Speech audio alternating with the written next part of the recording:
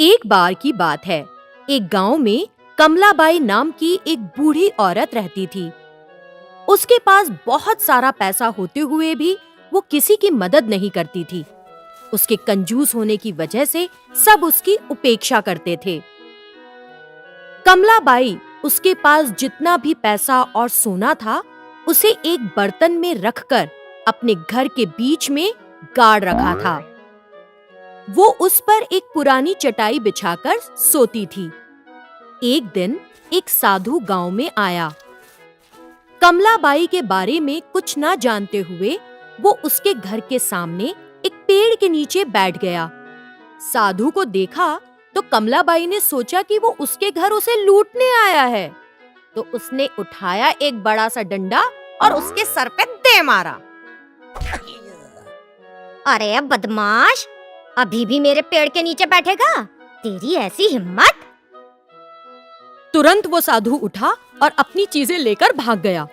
फिर उसने गांव के लोगों से कमलाबाई के बारे में पता किया।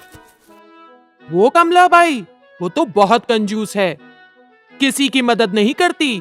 बुढ़िया के पास पैसा बहुत है, लेकिन देती किसी को नहीं। कमलाबाई दान दक्षिणा कुछ नहीं करती। सबसे एक जैसी बात सुनकर साधु को कमलाबाई पर दया आई और उसने उसे बदलने की सोची। उस दिन आधी रात को कमलाबाई के घर के सामने एक अनोखी घटना हुई। कोई एक काला मुखौटा पहने अपने सर पर 9 घड़े रखकर अजीब सा नाच रहा था। जब कमलाबाई ने पायल के घुंघरुओं की आवाज सुनी तो उसने एक बड़ा सा डंडा हाथ में लेकर घर का दरवाजा खोला। एक भूतनी को घर के सामने नाचते देखकर कमलाबाई डर गई। तुरंत वो अपने घर में घुस गई और दरवाजा बंद कर दिया। फिर उसने खिड़की से बाहर झांका। भूत के सर पर 9 घड़े थे और सबसे ऊपर के घड़े में आग जल रही थी। कुछ देर नाचने के बाद भूत ने सबसे ऊपर वाले घड़े को दिए के साथ जमीन पे फेंक दिया और बचे हुए 8 घड़ों के साथ गायब हो गया। जब कमलाबाई बाहर आई तो उसे घड़े के टुकड़ों के अलावा और कुछ नहीं मिला। तब कमलाबाई डर गई। मेरे घर में भूत आया था, मेरी मदद करो, मेरी मदद करो। क्योंकि कमलाबाई को कोई पसंद नहीं करता था, किसी ने उसके चिल्लाने की फिक्र नहीं की। एक भूत मेरे घर के आगे नाच रहा था, इसका क्या मतलब हो सकता है? मुझे बहुत डर लग रहा है।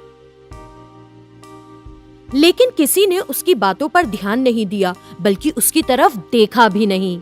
रात में कमलाबाई घर के अंदर एक बड़ा सा डंडा पकड़कर खड़ी हो गई।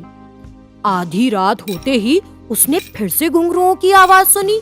जब उसने खिड़की से बाहर झांककर देखा तो उसे भूत के सर पर 8 घड़े दिखे। 8वें घड़े में आग जल रही थी।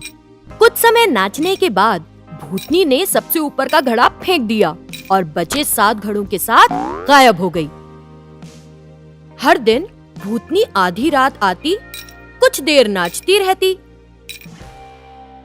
और फिर सबसे ऊपर का घड़ा तोड़कर बाकी घड़ों के साथ गायब हो जाती। ऐसा रोज रोज जब होने लगा तो कमलाबाई डर गई और इससे छुटकारा पाने के लिए जादूगर भैरव के पास गई।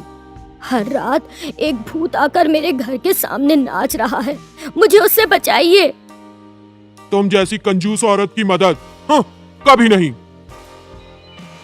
भूतनी की नाच से मैं बहुत परेशान हूँ, आप ही मदद करें। क्या तुम किसी की मदद करती हो? तुम्हारी मदद कौन करेगा? उसने अपने घर के सामने चौराहे पर पेड़ के नीचे उसी साधु को देखा। वो तुरंत उसके पास गई और कहा, साधु महाराज, जब आप मेरे घर के सामने बैठकर ध्यान कर रहे थे तो मैंने चोर है समझकर आपको बहुत पीटा, मुझे माफ कर दीजिए। साधु मुस्कुराया और बोला, कोई बात नहीं, अब तुम क्या चाहती हो? साधु महाराज, हर दिन एक भूतनी आधी रात अपने सर पर घड़े रखकर मेरे घर के सामने नाचती है। वो हर दिन एक घड़ा फोड़ रही है। फिलहाल उसके सर पर 5 घड़े हैं। इसकी वजह न जानकर मैं पागल सी हो रही हूँ। आपको मुझे उस भूत से बचाना होगा। साधु ने सोचा और नहीं में सर हिलाने लगा। कोई उपाय नहीं कमलाबाई, तुम्हारे आखिरी दिन आ गए हैं।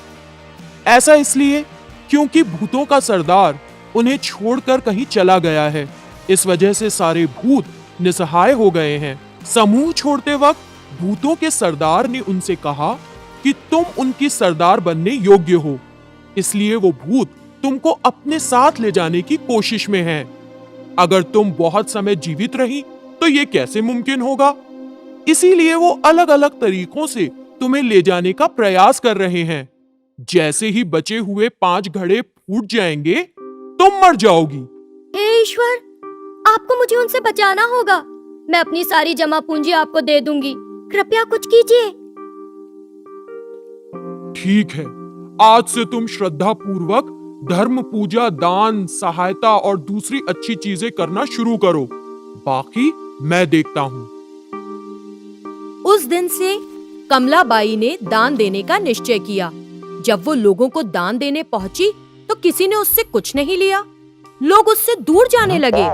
यहाँ तक कि कुत्तों और कौओं ने भी उसके डाले खाने को नहीं छुआ। और उस रात कमलाबाई के घर के आगे एक और घड़ा फूट गया। अगली सुबह कमलाबाई साधु के पास गई। साधु महाराज, मैं मृत्यु से नहीं बच पाऊंगी। कोई मेरा दान नहीं ले रहा। जो खाना मैं देती हूँ उसे कुत्ते और कौवे तक नहीं छूते। हाँ, क्योंकि तुमने ये धन लोगों की उपेक्षा करके अमानवीय ढंग से इकट्ठा किया है। पशु पक्षियों को भी इसकी खबर है। इसीलिए अब अपना पैसा मंदिर बनवाने, कुएं खुदवाने, अनाथालय बनवाने में खर्च करो। अगर तुम ये अच्छे काम करोगी तो सिर्फ लंबी उम्र ही नहीं, अच्छा नाम भी कमाओगी। साधु महाराज, कृपया आप ये सारी चीजें करें और मेरी मदद करें। अगर मैं करूंगी तो कोई स्वीकार नहीं करेगा। फिर कमलाबाई ने अपना सारा पैसा उस साधु को दे दिया। उस पैसे से साधु ने कई अच्छे काम किए। तब से कमलाबाई को न सिर्फ भूतों से छुटकारा मिल गया, बल्कि उसका अच्छा नाम भी हो गया। तो बच्चों, हमें इस कहानी से क्या शिक्षा मिलती है? यही कि जिंदगी जीना दूसरों की मदद करना है। हाय बच्चों, आपको हमारा वीडियो पसंद आया? और ज्यादा वीडियोस के लिए सब्सक्राइब कीजिए। फेसबुक और ट्विटर में हमें आकर मिलिए। Bye bye.